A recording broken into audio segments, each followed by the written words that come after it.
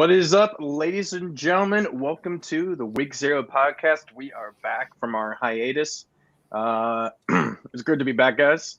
I am your host for today, Connor. New York sucks. Doherty. To my left is Andrew, waking up feeling the cheesiest. I woke up feeling cheesiest, coach. Cheese. Coster. Below me is Ryan. Irish hate fiestas. Fravel. No, Irish just hate New Year's Six bowl games and They just whatever. no. They just hate. They big just bowl games. yeah. They just hate New Year's. I was going to do something along the lines of New Year's Six Bowls, Notre Dame. Who this? Exactly. That would have been good too. Well, and then we were supposed to have Lucas, but apparently he's just doing Lucas things. He's just not. He's not showing up like Oregon didn't show up for their bowl game, Or the last 3 out of the 4 games. or like Notre Dame winning the New Year's Six bowl. Or Virginia Tech. Hey, give us credit. We showed up for a half. That's a first. That is a first. They didn't even show up. So We took a step one step in the right direction. I guess. So Lucas is avoiding his responsibilities of talking about Oregon sucking. So, but how was Christmas and New Year's for you guys? You guys get everything you wanted for Christmas? Yeah, for the most part, another 10-win season for Clemson. Can't complain about that. That's all you wanted. Some good games. That's all you wanted for Christmas, right? Yeah, I just wanted us to win the Cheez-It Bowl. That's all I wanted. All I wanted. Cheese. Yeah, I mean, I got everything. But actually, my Christmases technically still aren't over yet. So on the day of Christmas, my aunt and found out she had COVID, so we've had to push that back. And so we're actually celebrating that today or on Saturday.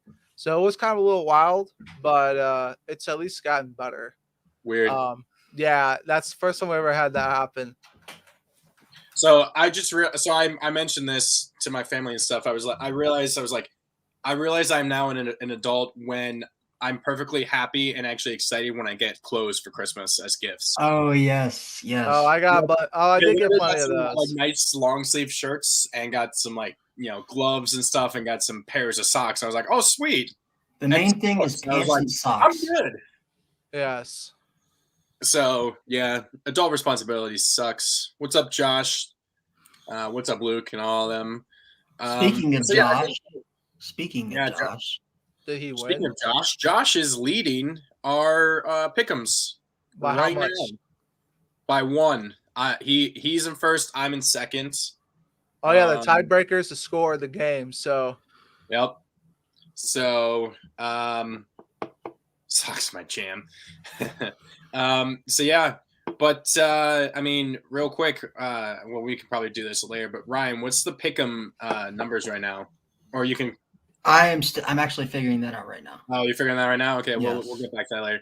So I think we'll just do just a recap of bowl season real quick. We're gonna be going into our normal stuff that we usually do, regrets, stunners, and stuff like that for the bowl season. But I thought it'd be good to talk about some of the games that happened. There were some pretty good games that we did have.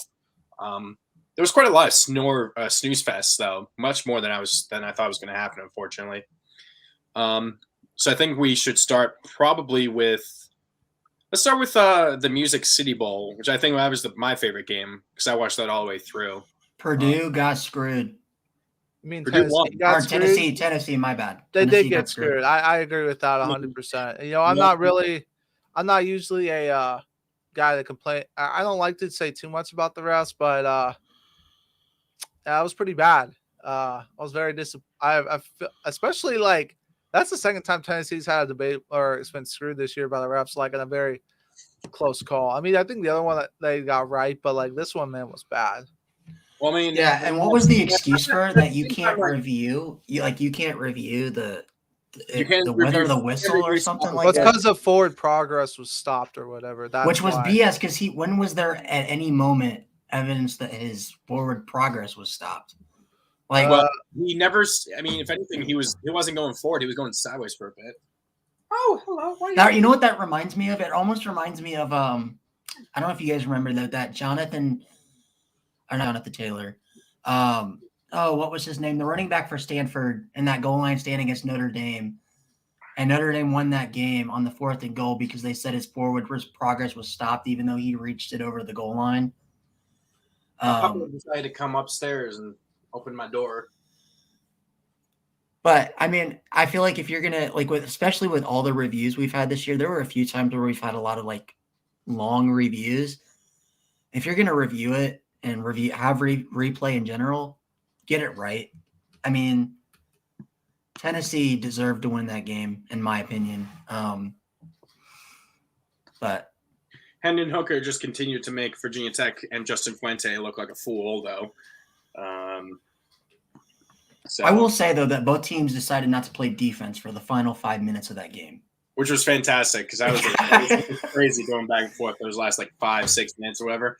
And then that one play for Purdue where it's the tight end and they try to push him out of bounds and one of the defenders just stops and he's just running up and then one of the defenders gets close enough to try and tackle him, but runs past him and instead of trying to tackle him, tries to use his shoulder to punch the ball out loose.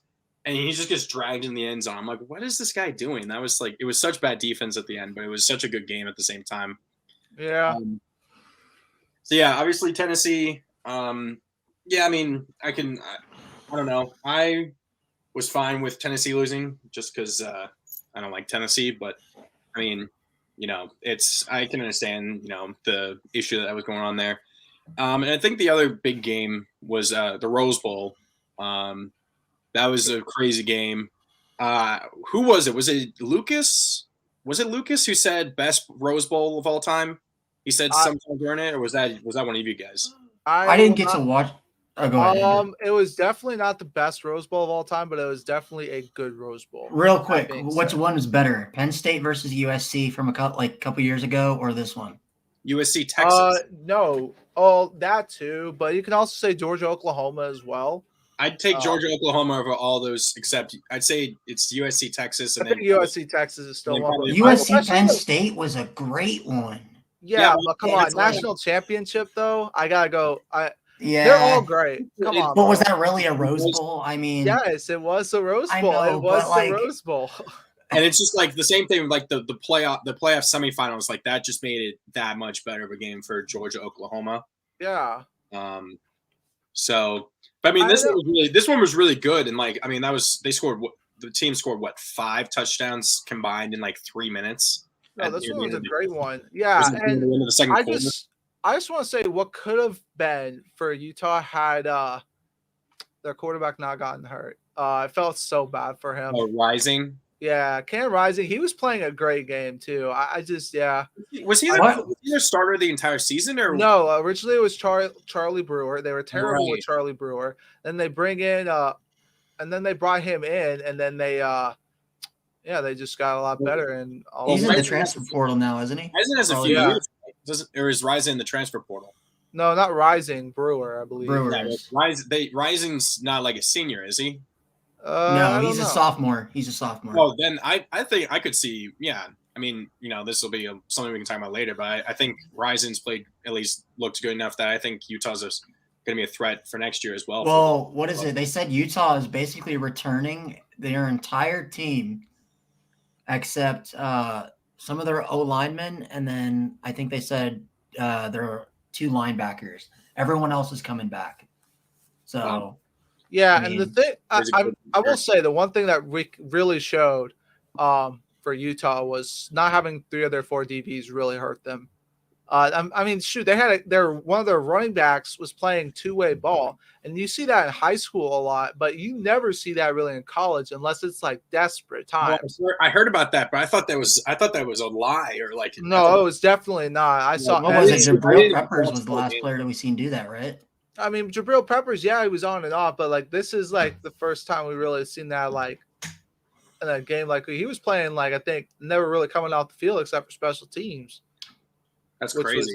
But yeah, I think just for Utah not having your 3 of your 4 DBs, they were really thin in the secondary, and Ohio State just ate them alive. Well, Ohio State didn't have Olave or Wilson. Yeah, but I knew they were still going to do well. Yeah, but I still thought they would do well. I mean, I think people really did sleep on Smith and Jigba. Like they just didn't know much about him because of Olave and Garrett Wilson.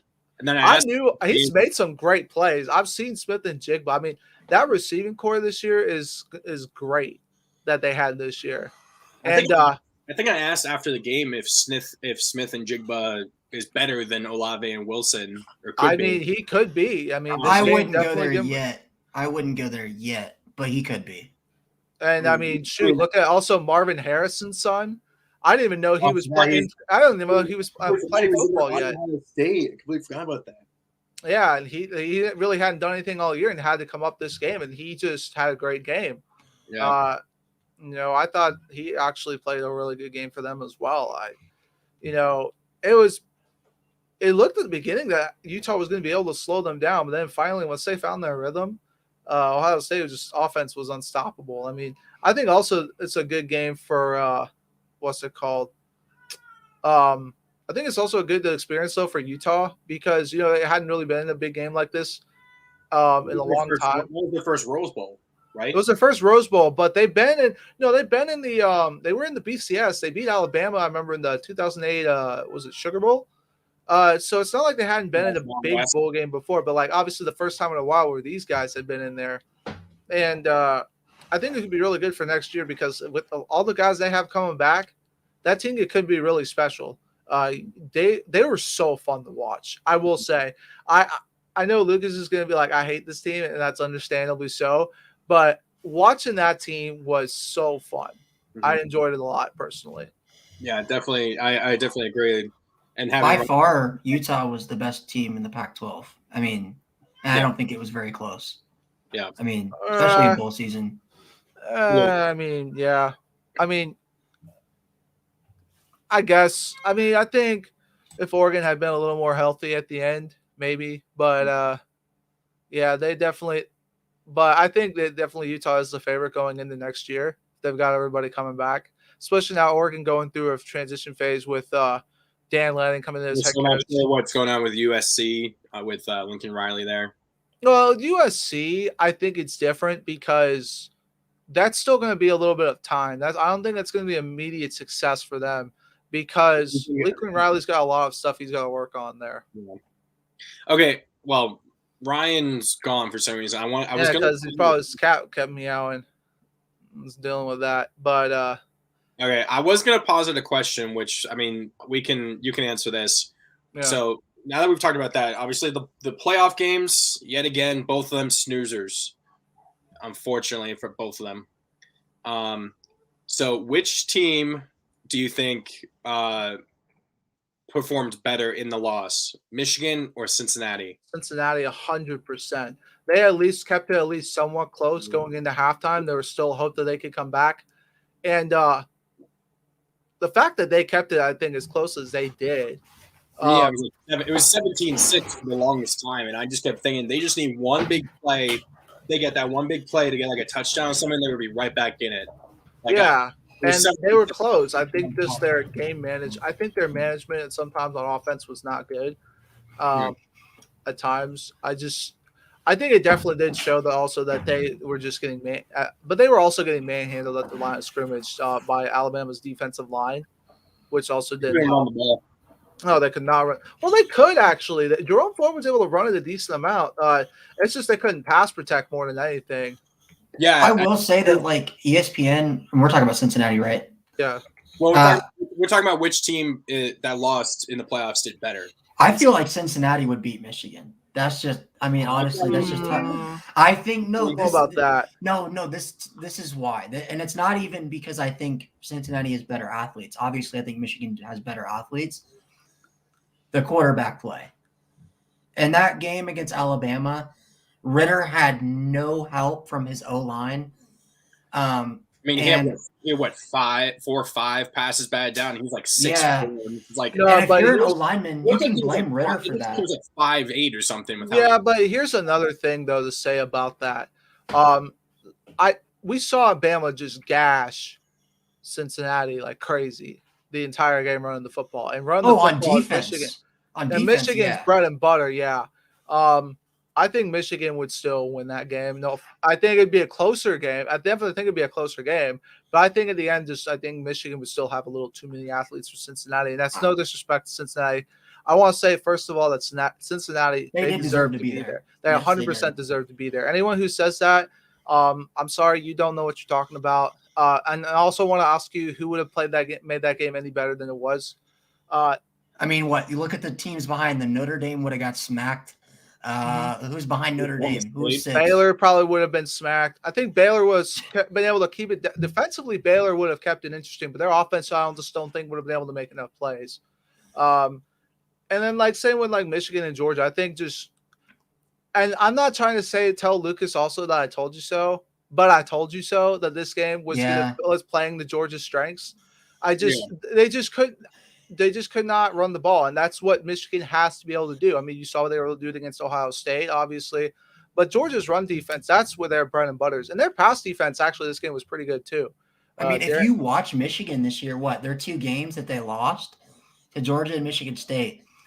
Mind you, they did have that big lead against Michigan State, but in the second half, Michigan State realized, hey, we can't stop Hassan Haskins, stack the box, bring the safeties down, make Cade McNamara beat us deep. Which you can't do. He can't do. He cannot. And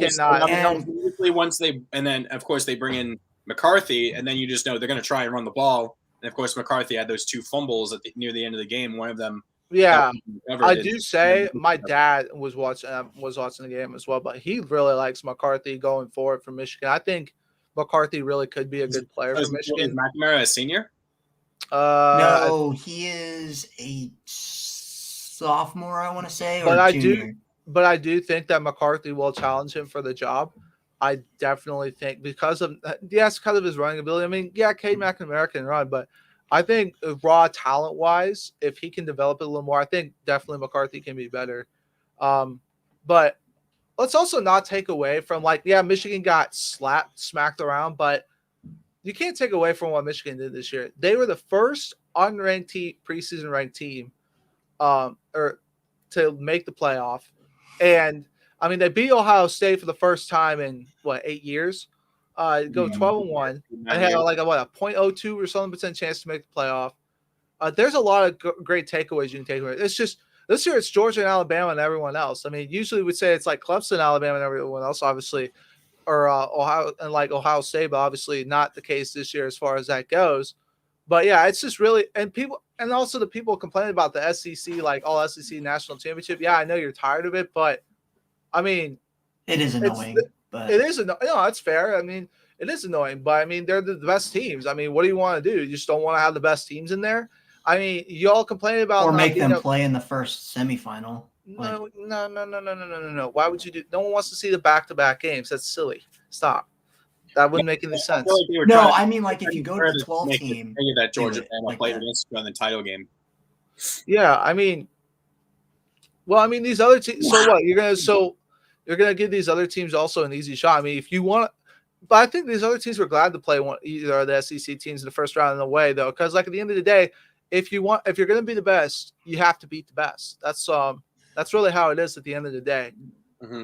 But let me ask you guys this, because I just see a lot of stuff on Twitter, and it's like, oh, Cincinnati, they're the reason no group of 5 schools should ever be given a chance ever again. And to me, that's stupid. For them, I honestly felt outside of the defensive side of the ball and the O-line, I thought Ritter was not better than Bryce Young, but he was a star quarterback. I mean, he was good. Yeah. How many dropped passes did he have from his wide receiver? How many times did run him a bit more? I think is what the they problem that. Well, yeah, I agree with that. And the fact that also is they should have, I think, trusted their DBs a little more. You have, without about arguably the best secondary in college football, the 2 of the best corners in college football.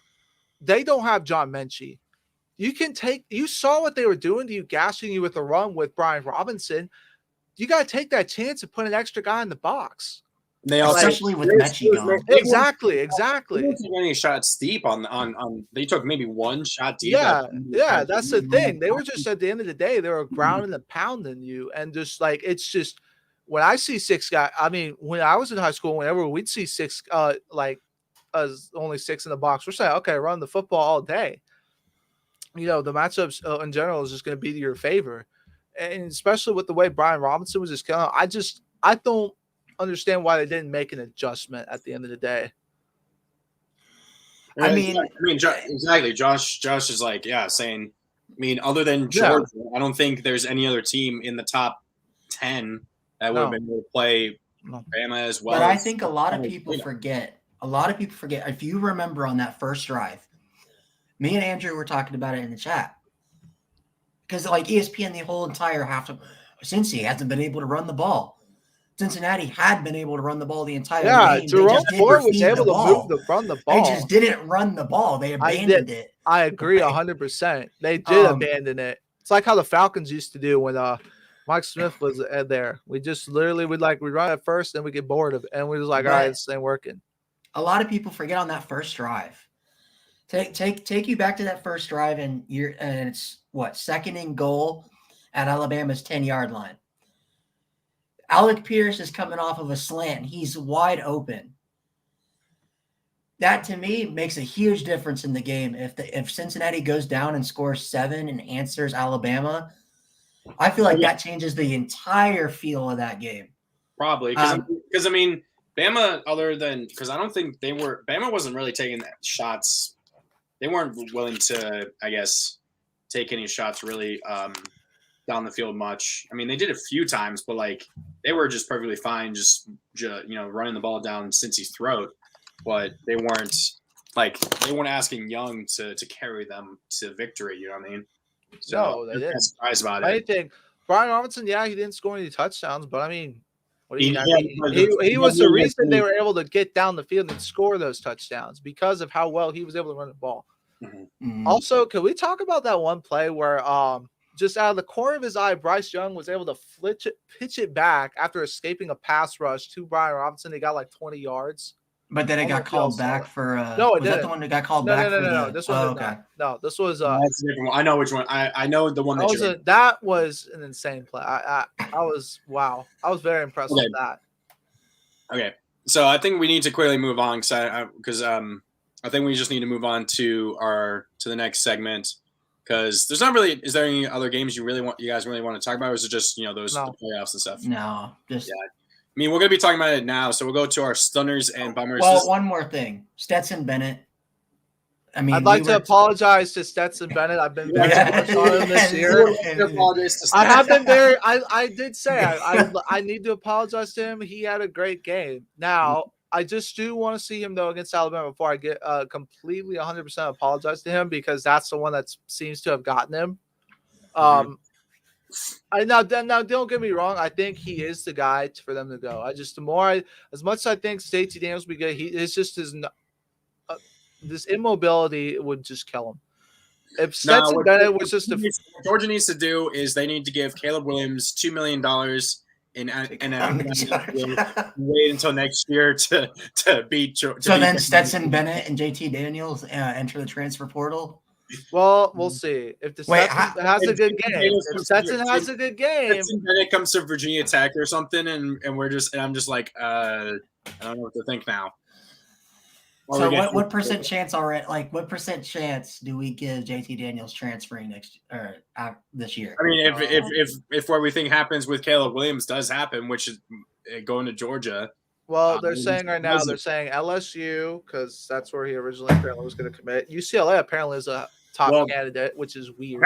Apparently before Oklahoma, he actually was considering Maryland and LSU because he's from DC. Because he went to Gonzaga in DC. I don't know why he would go to DC with. Well, I actually just heard that UCLA. Yeah, I don't know why either, but that's just something. That's just those are the names. I actually just heard though that UCLA is the front runner for him, which is weird. I don't understand that one. Maybe he wants to go play against Lincoln Riley every year. I guess, but I mean, I don't know. That one's kind of a weird one to me. Yeah. Okay. Well, we can talk about that another time whenever our next show is, once we get that figured, once, it comes out where he's transferring to. So let's go to our stunners and bummers. For those who don't know, this is where we where we talk about our stunners, the players or the coaches that did fantastic. We looked at all the bowl games for this, and then the bummers are the players or coaches that completely screwed the pooch and did terrible. And there's some great options here that we all talked about. Josh already jumped in. He says UAB showing up to play, knocking off BYU, and then Stetson showing some prowess for Stunners. Yeah, I've been saying BYU is not a top 25 team. Okay, well, let's go with you, Ryan, first. Who do you have for your Stunners and Bummers? So my stunner of this bowl season was Grayson McCall. We didn't get a chance to talk about it during the bowl recap, but that NIU Coastal Carolina game might have been the third best bowl game this bowl season.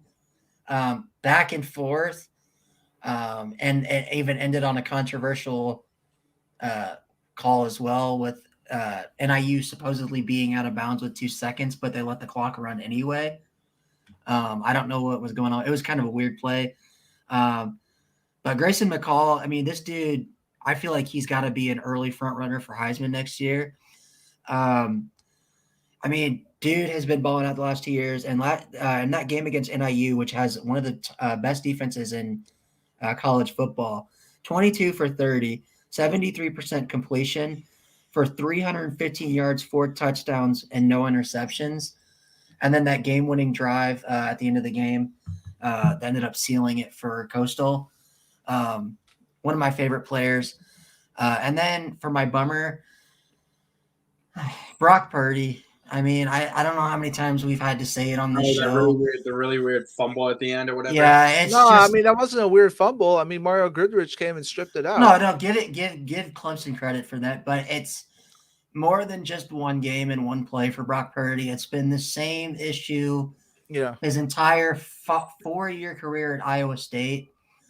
He'll keep you in a game and he's a good quarterback, but then the turnovers in key situations just kill your team, the momentum.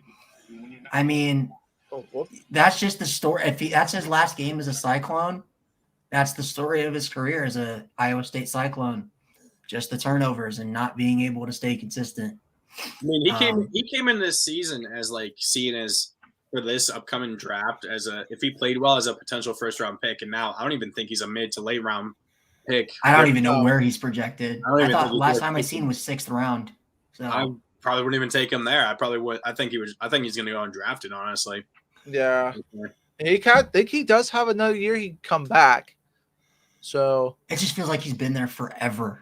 That is true. Yeah.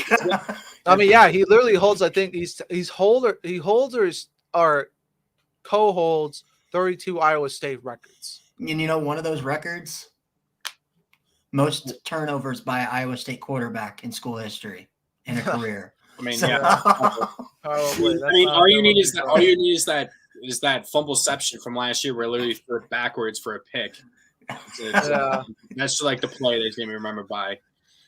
Okay, Coster, what's your who are your stunners and bummers? Okay, so my stunner is a wide receiver from Purdue, Brock Thompson, who had on 7 receptions, 217 yards, and 2 touchdowns, and Purdue's a win in the Music City Bowl. Was that the dude that had that surgery or like a really bad injury or something like that? And they were talking about it on the broadcast where he I don't remember, but regardless, he really stepped up without Purdue not even having David Bell this game.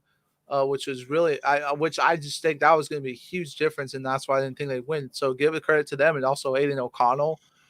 Even though he threw 3 interceptions, he did throw 5 touchdowns and over 500 yards. So credit to them. My bummer is definitely going to be Mississippi State's offense, who had really looked like they were starting to get it together as the season went on, but then had only 7 points and I think 340 yards total offense.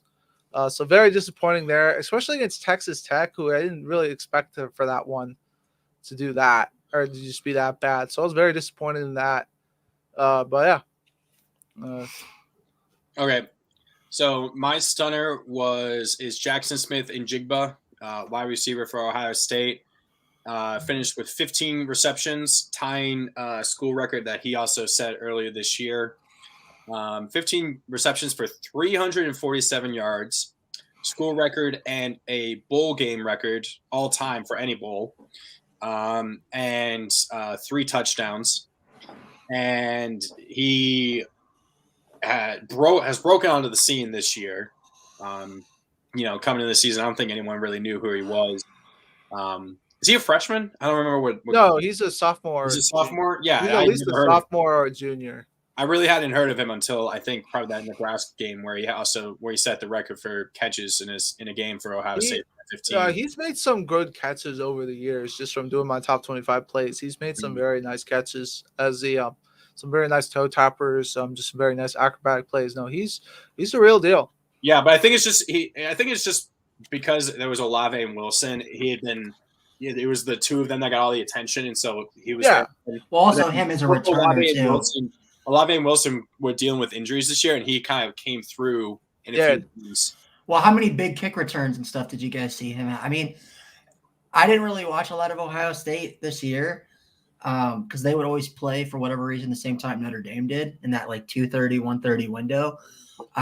But it seemed like to me until like that Nebraska game as well, he seemed just kind of he's kind of like a Tyreek Hill type. He's a speedster. He was the returner. Like yeah. That's what I kind of thought of him as, and then I seen him in that Nebraska game. I'm like, okay, this kid's not just a speedster; he can actually play. I mean, yeah, it's just we'll have to wait and see. And then my bummer is Virginia Tech. I was there in person for that game. It's really cool seeing the game at Yankee Stadium. Yeah, maybe. I mean, the Yankee helmets didn't save you. Yeah, unfortunately, no. The Yankee helmets did not save Virginia Tech. But to be honest, they were playing with a major disadvantage. They had very much a skeleton coaching staff because a lot of the people that were on Fuente's coaching staff weren't there anymore. Brad Cornelson, my long-held nemesis. Your best friend? Nemesis is what he is. He played. I think best friend. Dude, he played this. He ran that game so conservative. Like there were so many quarterback runs up the middle for a gain of 2 or no gain. It was ridiculous. And also there were so many opt-outs. Well, not just opt-outs. A lot of people that transferred and stuff. Like we were down to our third string quarterback, unfortunately, who had attempted like 16 passes in his career at Virginia Tech before that. But it's also because Virginia Tech, their loss is now at least in terms of difference, is the largest bowl loss in ACC history, which they took by 1 point from UVA, which is absolutely terrible. Man, at least UVA got y'all at the end. UVA had tied the record twice, had set the record and then tied it once, and then we beat it by 1 point. And I mean, Maryland almost beat the over by themselves. The over was 55, and they got 54. So what's crazy is like Tagovailoa didn't even have like crazy numbers either. He was like 20 of 24 for like not even 300 yards and like 2 touchdowns. And their run out, but it was just like they were just very efficient with the game stuff. Yeah. So the last image of this will be Brett Pry being interviewed, saying we're gonna play a great brand of defense, and then immediately as that happens, Maryland scores a 70-yard touchdown pass right after he says that on live TV. So that'll be the last image of this game, unfortunately for Virginia Tech. So that is my bummer. I was very bummed after that game. And, of course, I had to deal with the cold up in New York for that, so that was not fun. You know, it's funny. We had an 80-degree Christmas, and now it's like in the 30s, 40s here. So yeah, it literally was 55 like New Year's Day, and then later that night it dropped. It got so cold that it actually snowed more than a foot here in Maryland. So it was crazy. You know, you brought up the thing about the players. What's it called? Opting out of you got a lot of players opt out. I think that's something we should probably talk about for a minute. Players opting out of bowl games, because I think it's really gotten a big discussion now, especially like Kirk Herbstreit and Desmond Howard coming out and saying that they shouldn't.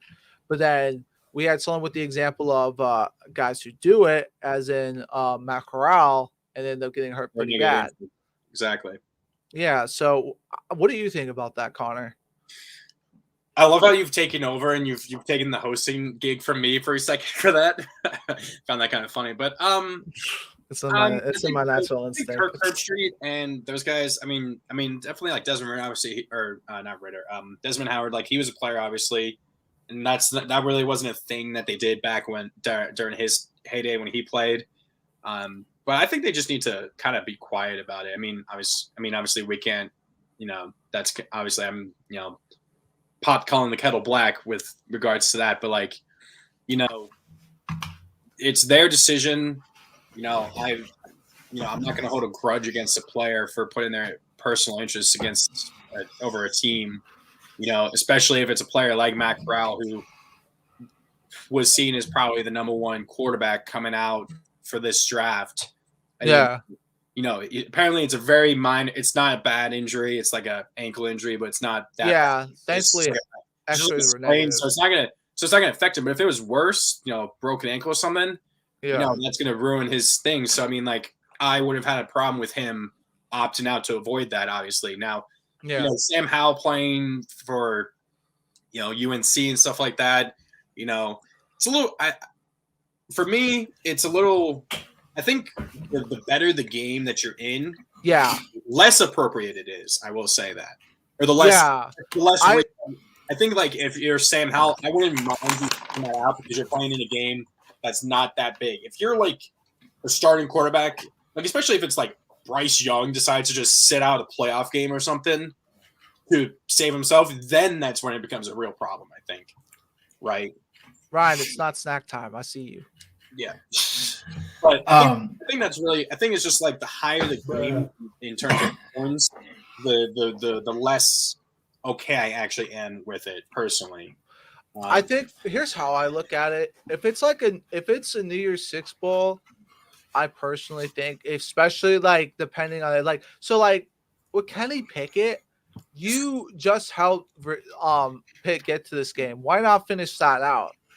But like Ohio State, probably would have been if he was there, I think they'd easily win exactly. that game. If the backup was still playing, they would have won that game. Yeah, but Michigan State's defense was that bad, and exactly.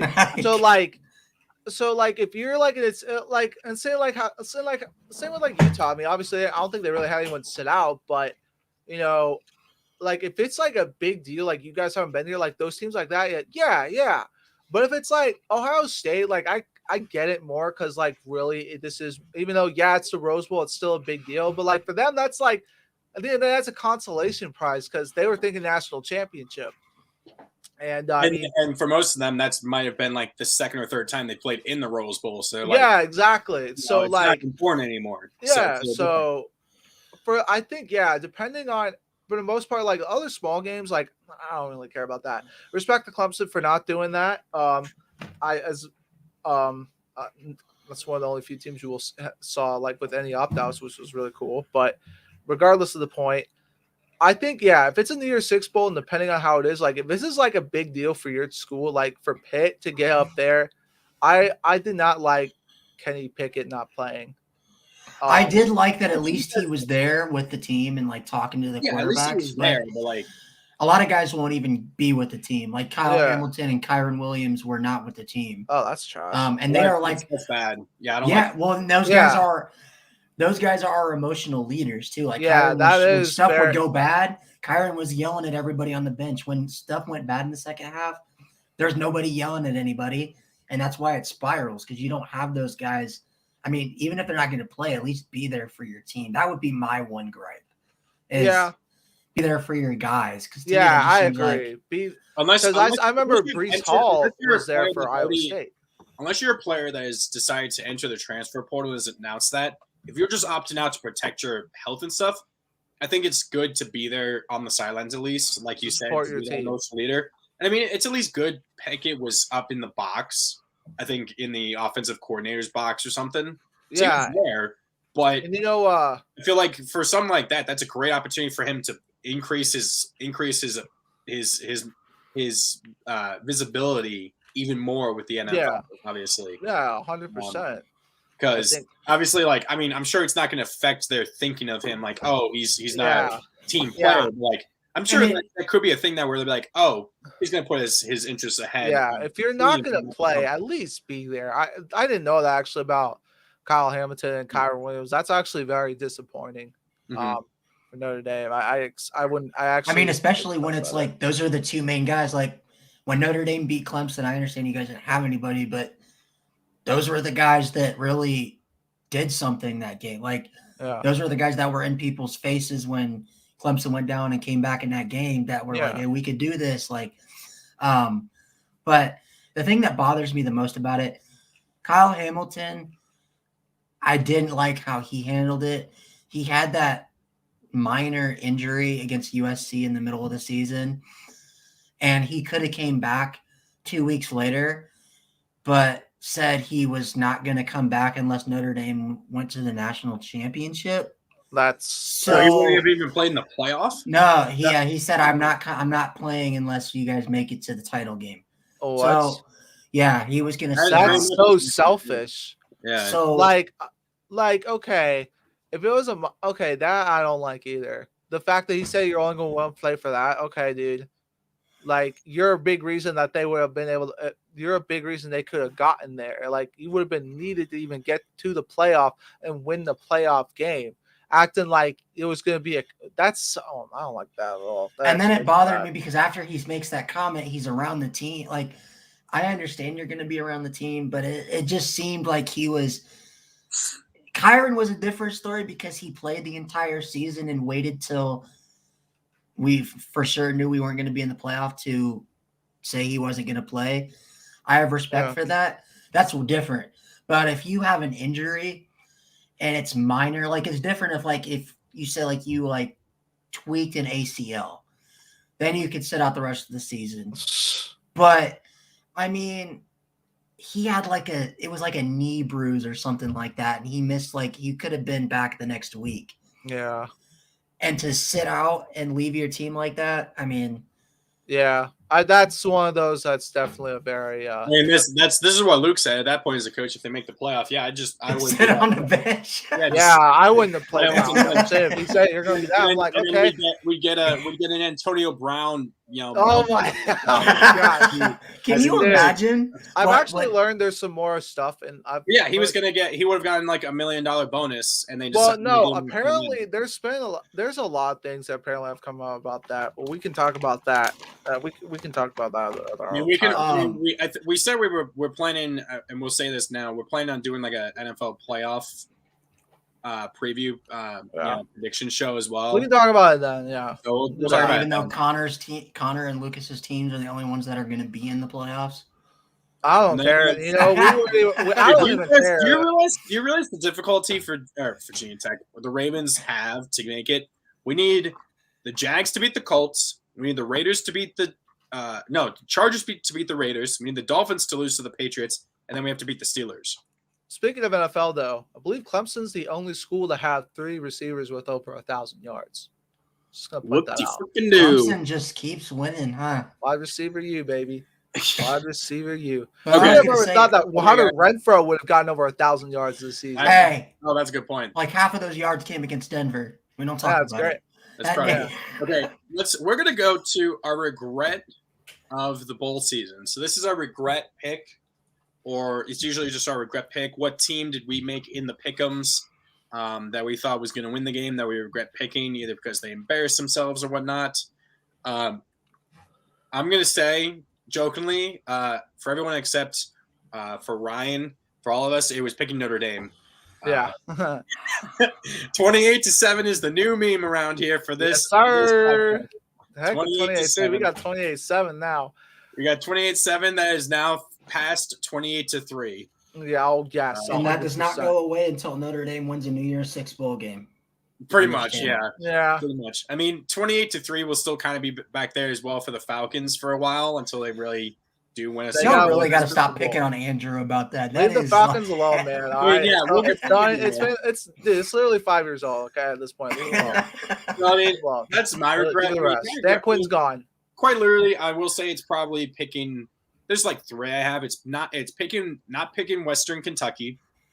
Oh, yeah. That's one of mine. Not changing my pick to Maryland when Burmeister and a bunch of other players opted out for Virginia Tech. Oh, I didn't know that. You should have told me that. Yeah, I didn't know until like right before either. Unfortunately, Oh, I forgot to tell you guys. Unfortunately, that was it was like a day or something. Or when ESPN switched the thing for the Wake Forest Texas A&M and made people who picked Texas A&M. Oh, take I switched Rutgers. that. Oh, I switched. They made that. people take Rutgers. I saw that. Yeah, I saw that. I was like, because I had Wake noticed that with Oklahoma. Like, even though I accidentally apparently picked Oregon in the pick'ems or whatever.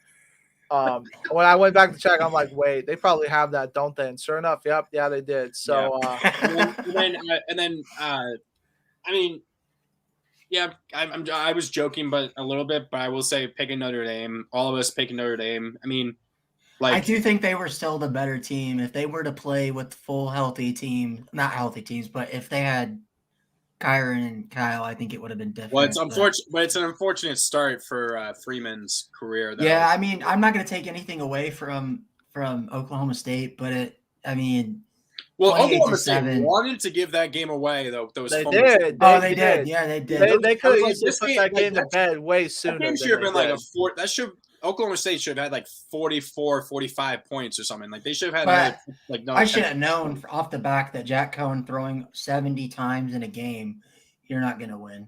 That's not Notre Dame's identity. Like, we're not a pass first team. Luke is saying he took Ball State.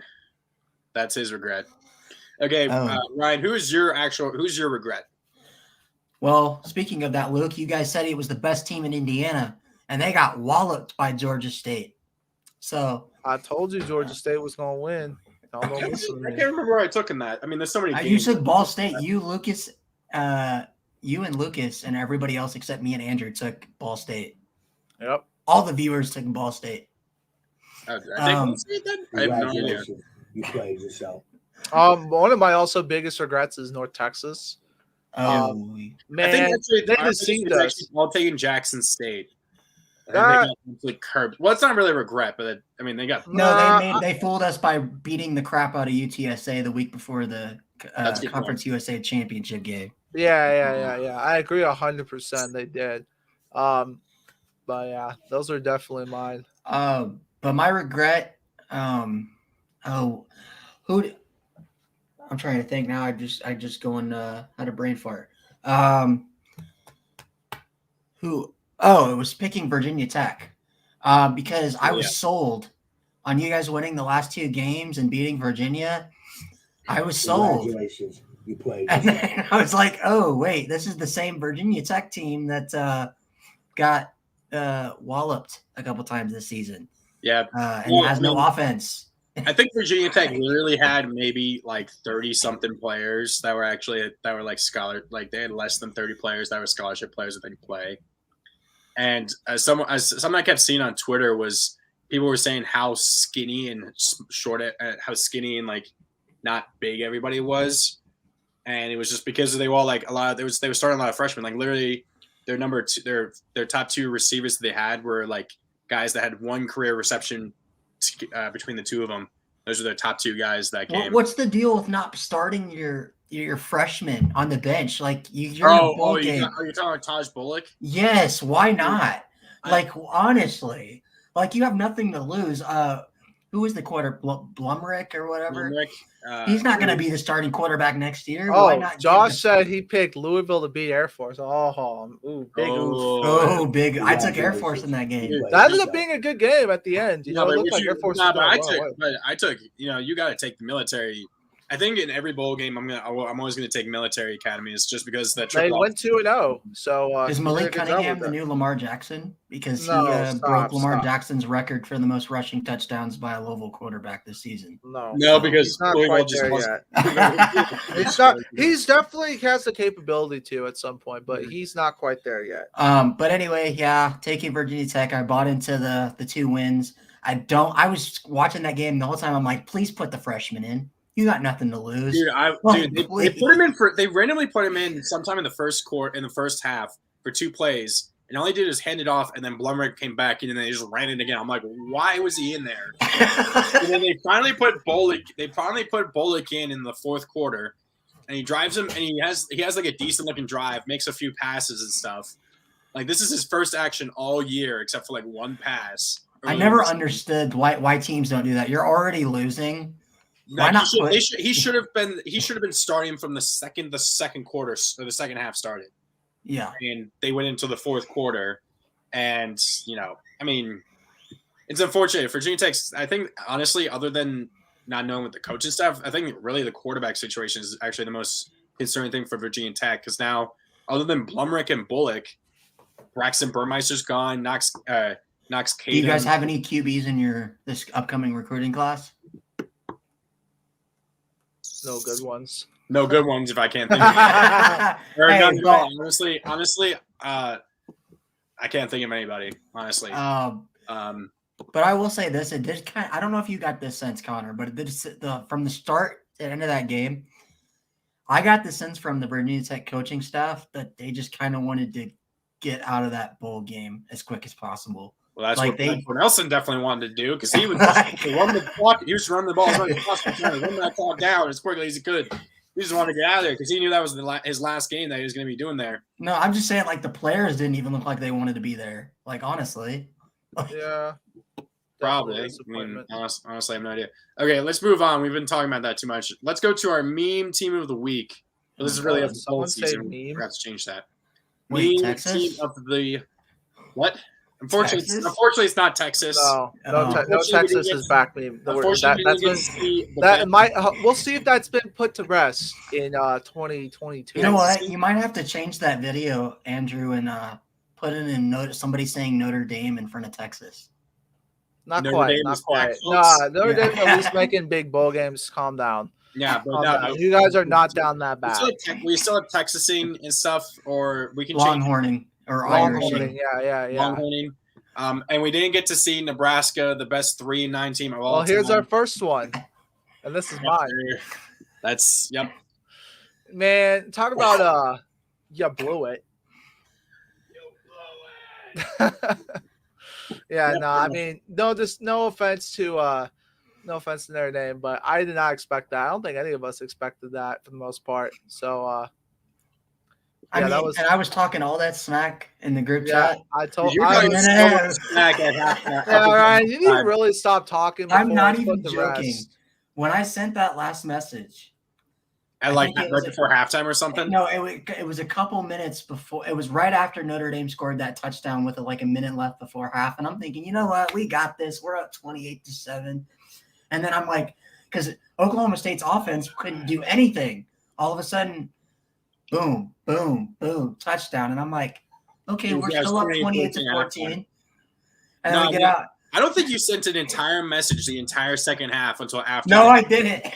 You didn't. You said nothing. Ryan, you really got to after the game ended. Yeah, no, Ryan, you really got to stop getting before it's all done and done. I've learned. Yeah. I've done that the hard way before. I will say though, I'm mad as hell that when the offense stalled in the second half, they didn't put Buckner in. And Marcus Freeman's excuse was, was Buckner an option in the second half? Yeah, we told him we'd have him ready. Why didn't you play him? Oh, well, Tommy thought that Jack played too good in the first half to really have a justification for pulling him in the second half. No, I hear it. That's Ryan. This game. Yeah, and you know what the best part is? The best part is that Brady Quinn was saying that was Brian Kelly holding the Notre Dame offense back, and then the second half comes around. Oh, yeah. Nice going, dude. Yeah.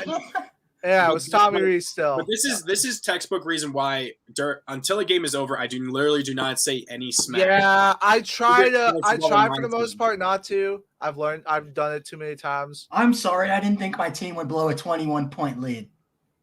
Well, dude, you gave Oklahoma State. That was their biggest comeback in school history of all time. Yeah. So, you know Ryan, what? I hate to say it to you, but You blew it. Yep. Gundy even said after the game, he said, I think this is the biggest win in school history. Well, Oklahoma State doesn't have any big wins, so that's not saying that much.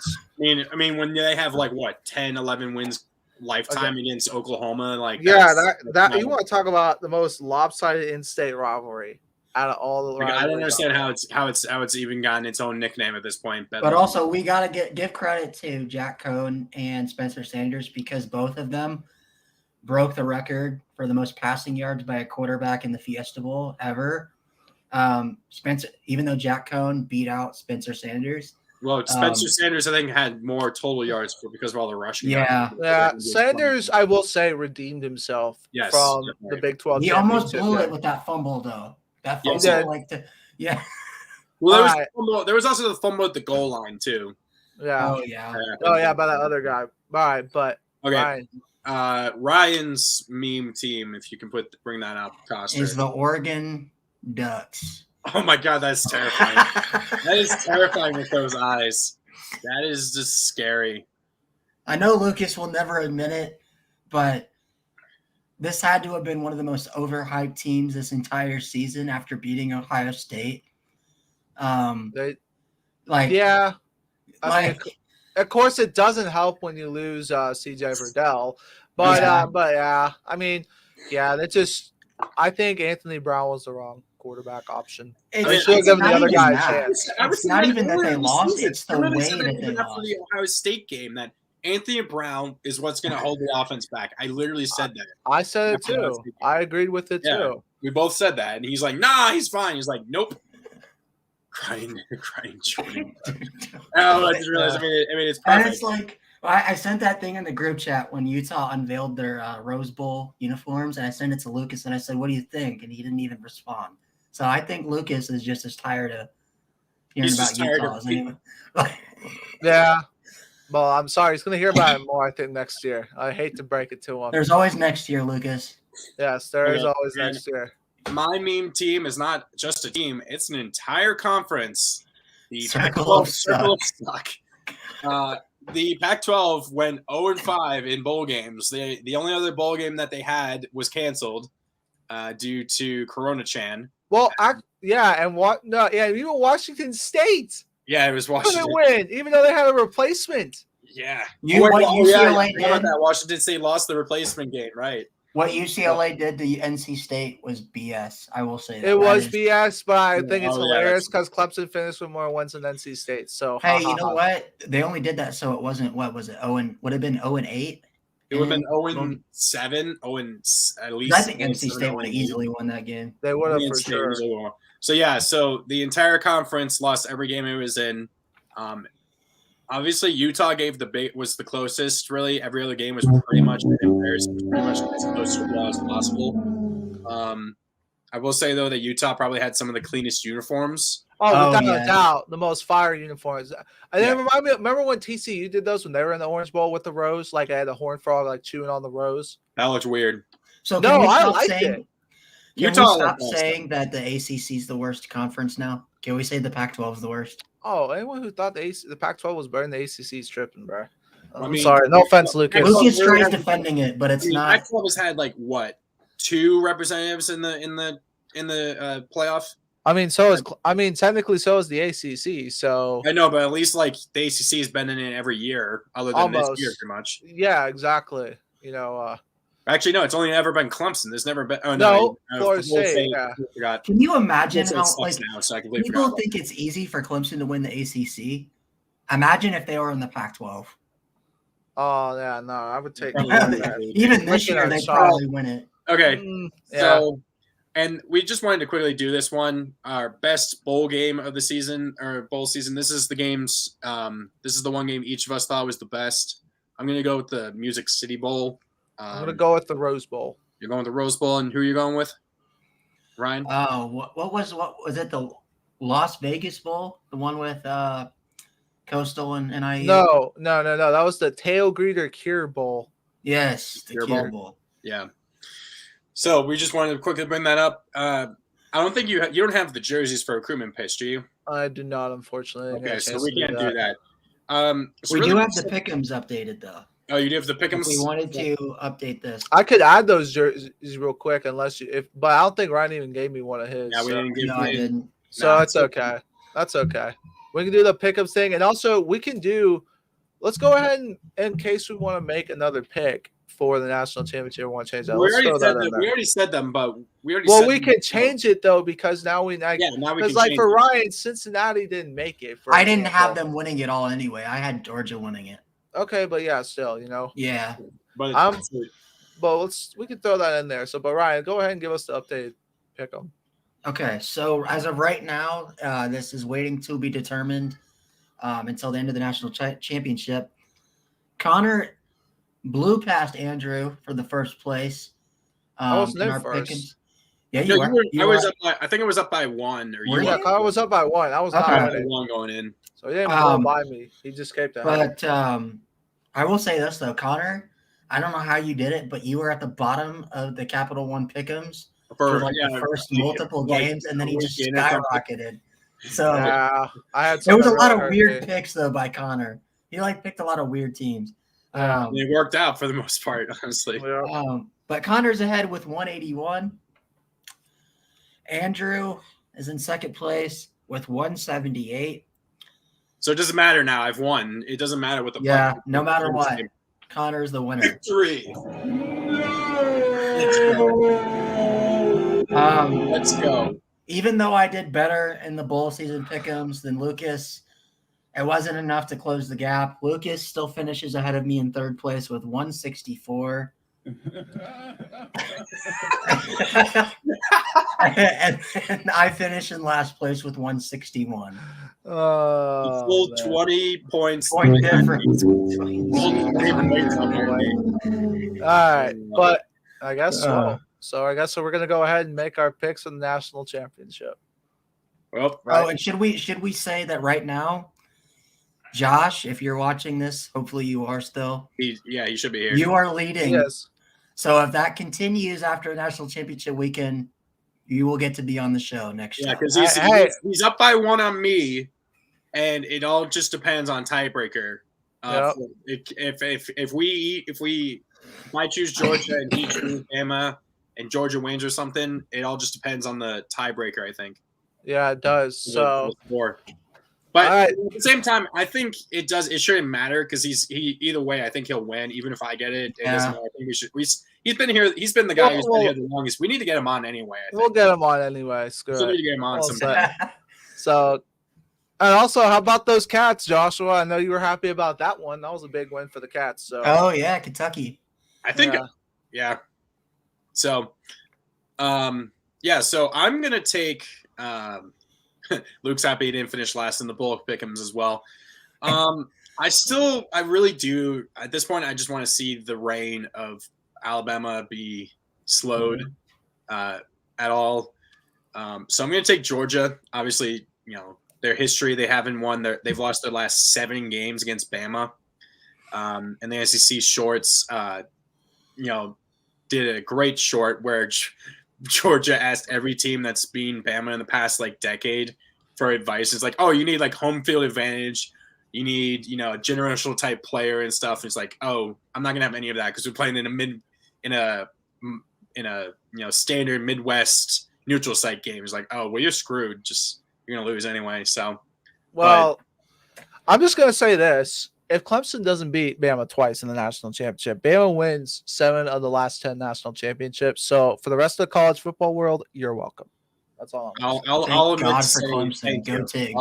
be willing to say thank you for that. Yeah. Some people I know only ones who won't thank us for that are South Carolina fans. Can we all take a minute to realize the fact that Andrew's team was down bad for early on in the year? Went on to win 7 straight. And still was the only one of our teams that even won a bowl game. So down bad meaning what? What were you? They were 1 in. We were at one point 2-3 or 3-3 or something like that. That's so tragic. For us, that is tragic. For what we're used to, it is very tragic. It was very, very bad. So tragic. The offense was tragic. The offense, not so much. But what Clemson did the second half of the year, they went 7 straight at the end of the year without 28 scholarship players, and to be able to do what they did and have their 11 straight 10-win season, which is the 3rd longest all time. That was very impressive, and kudos to Dabo and the coaching staff for what they're able to do with that. Are we going to already sit here and say they're going to be ranked in the top 5 next year? They should be. They're at least be top 10 or top 15. I don't care. Top 15, 10, I don't care really at this point. At this point, if they have to earn it back to get in the top 5, that's fine by me. Okay. What I still can't believe though is Georgia is actually a 3-point favorite against Bama. Yeah, that one does. That one. That's the Vegas is just doing that just to put all the money on Bama because they know that Bama's probably going to win, and they're not going to have to get any. They don't have to do as big of a payout probably. Yeah. Like well,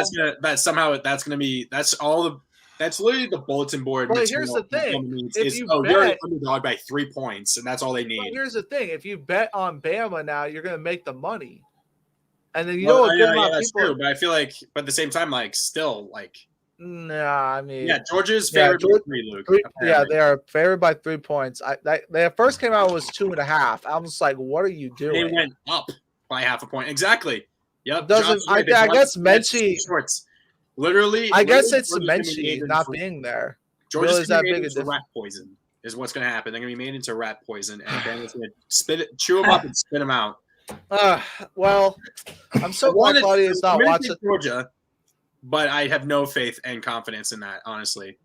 It's pretty much just like when I wanted the Braves to win, and pretty much until that ball was caught by Freddie Freeman to end the game, I still thought that there was going to be a chance. Yeah. The only way Georgia's going to win this game is if Andrew gets money and goes to the game.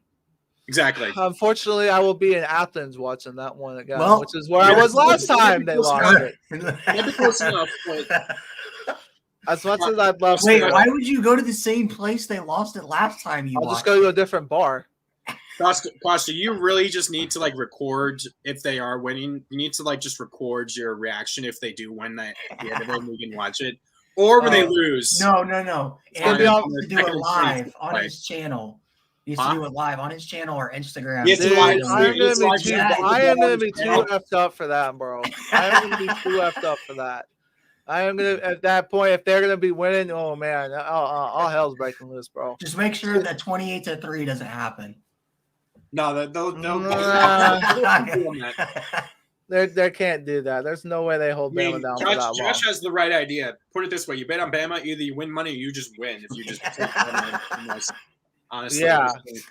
And honestly, I think that's going to be more. That would be more shocking if Georgia actually pulls this off. Honestly, that's how much we have to trust them. So, babe, I love you.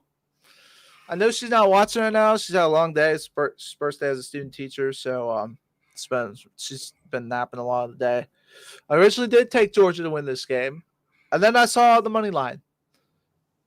And if there's anything I've learned from when Alabama's the underdog, they don't like it. They get very mad. That is all they need. You just say, "Oh, you're a 3-2 underdog." That's it. You don't even need to say anything else to them. Yeah. So they don't like it. They're going to show it in this game. It's going to be a good game. I do generally think it's going to be a good game. Me too. I hope. But it's going to be a heartbreaker again. And I do unfortunately think that Alabama is going to. Nick Saban's going to win his 8th national championship. Would that be the most time for a single coach? Yes, for college. Yes, it is. When is this guy going to retire? Seriously. That's what we all want to know. But go Dogs. But unfortunately, as of right now, I would say. Chill. Oh my gosh. But I think Alabama's going to find some way to break Georgia's hearts one more time. Unfortunately, as much as it hurts. As long as Dan Quinn and Matty Ice are nowhere near. Dan Quinn is long gone. Thank God for that. No, it's not even that. It's Kyle Shanahan. No, they better not. No, it was Dan Quinn because they kept choking after that. They kept choking and it was Kyle Shanahan who was like, I'm not gonna run the ball. I'm gonna pass here. Oh gosh. After that Julio catch that took him inside Devontae Freeman in his prime. On three plays.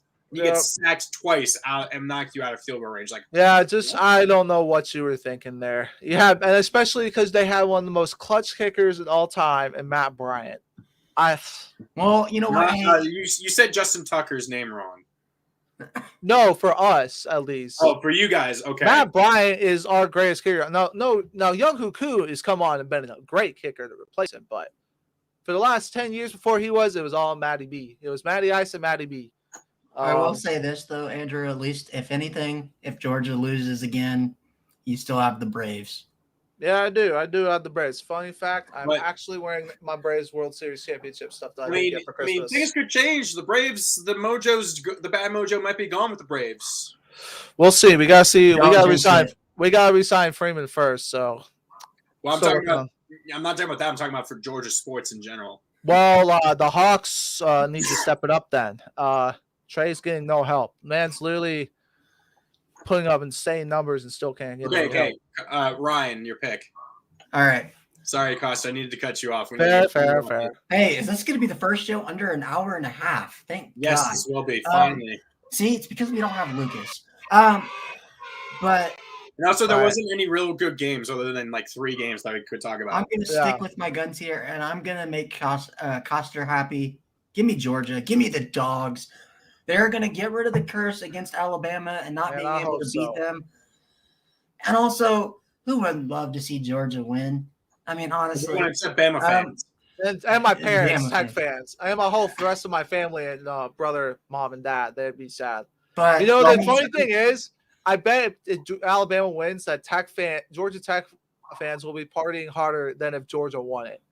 You know Because what? I that's also how bad they never are. realized. I also never realized that Georgia hasn't won a national title since before Notre Dame did. It was 8 years before Notre Dame won. And the you know what's 88 funny championship. is to win that You guys national still have- championship, they beat Notre Dame. Yeah.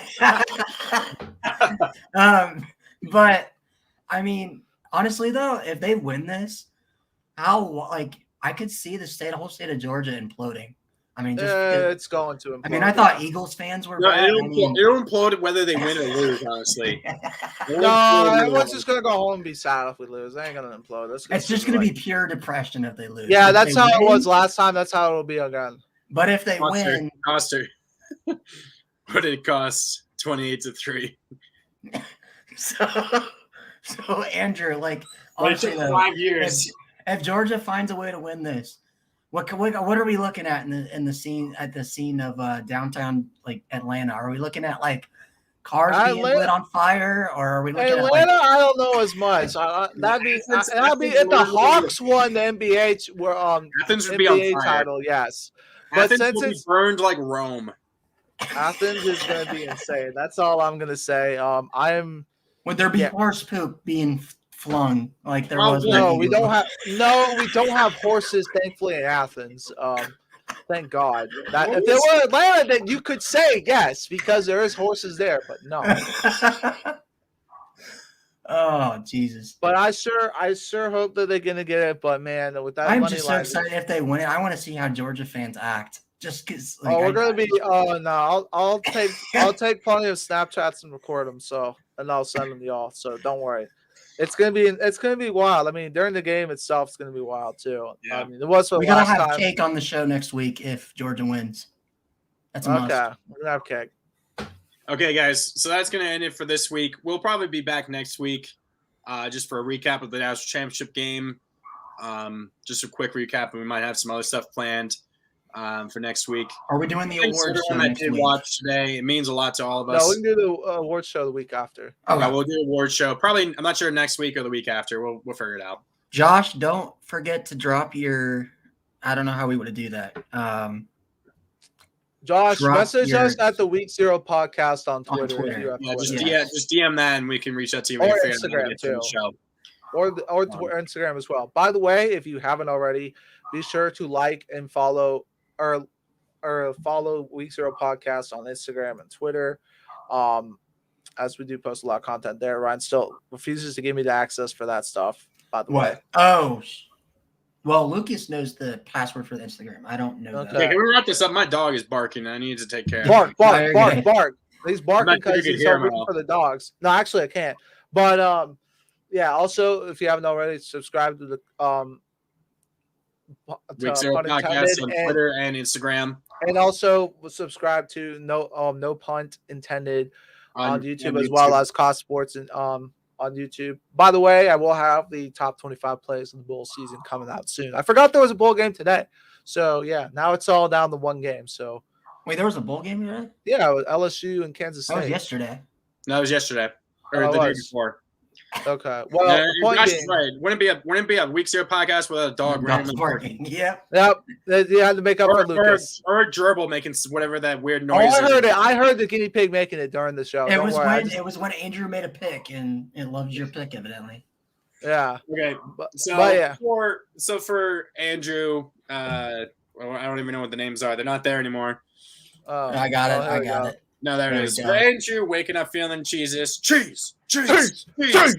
Coster. For Ryan, Irish hate fiestas / siestas. For Avril, obviously you don't like taking naps.